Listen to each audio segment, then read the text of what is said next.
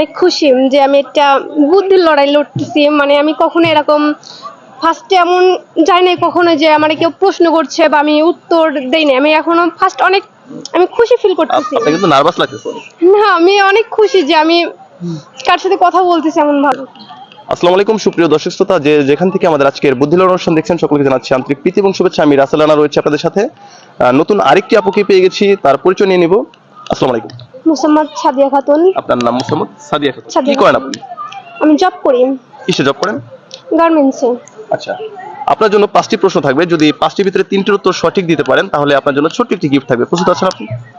আমি অনেক খুশি যে আমি একটা বুদ্ধির লড়াই লড়তেছি। মানে আমি কখনো এরকম ফার্স্টে এমন যাই নাই কখনো যে আমার কেউ প্রশ্ন করছে বা আমি উত্তর দেই না। আমি এখনো ফার্স্ট অনেক আমি খুশি ফিল করতেছি। আপনাকে কিন্তু নার্ভাস লাগতেছে অনেক। না, আমি অনেক খুশি যে আমি কার সাথে কথা বলতেছি এমন ভাবে। ওকে, প্রথম প্রশ্ন করব। একটি মেয়ের নাম বলুন যে মেয়ের নামকে উল্টো করে লিখলে একটি ফলের নাম হয়। আচ্ছা ভাবি, তাল হবে। তাল। তাল। তালকে উল্টো করে লিখলে কি নাম হয়? তাল। তালকে উল্টো করে লিখলে হয় লতা। না, একটি মেয়ের নাম। আচ্ছা, আমাদের প্রথম প্রশ্নের উত্তর একদম সঠিক। দ্বিতীয় প্রশ্নে যাব। আমাদের দেহের কোন অঙ্গ জন্ম থেকেই বুড়া? আঙ্গুল। কোন আঙ্গুল? বুড়া আঙ্গুল। জন্ম থেকেই বুড়া না? বুড়া, হ্যাঁ। আচ্ছা, জন্ম থেকে বুড়া হচ্ছে আমাদের বুড়া আঙ্গুল। দুইটার ভিতরে দুইটার উত্তরই একদম সঠিক। আমরা যাব 3 নাম্বার প্রশ্নে। আচ্ছা, একটু বলেন যে ভাতের সাথে কি যোগ করলে একটি দেশের নাম হয়?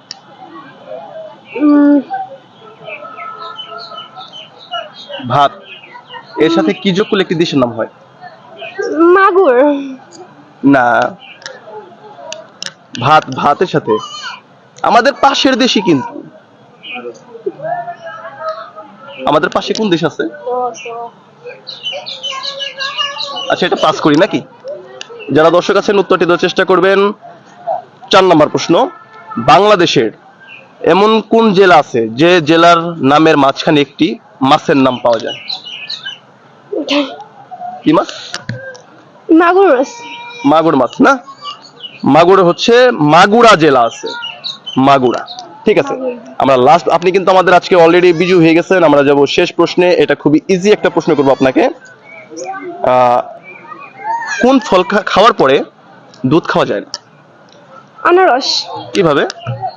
আনারস আমরা জানি যে আনারস খাইলে মানে দুধ খাওয়া নিষেধ, যে হয়তো গ্যাস হবে, মানে সে হয়তো নাও বাঁচতে পারে অনেকে এরকম বলে ভাবে। বিষ হবে। হ্যাঁ, বিষ হবে, এর লাগে আমরা বলি কখনো ট্রাই আনারস। করছেন?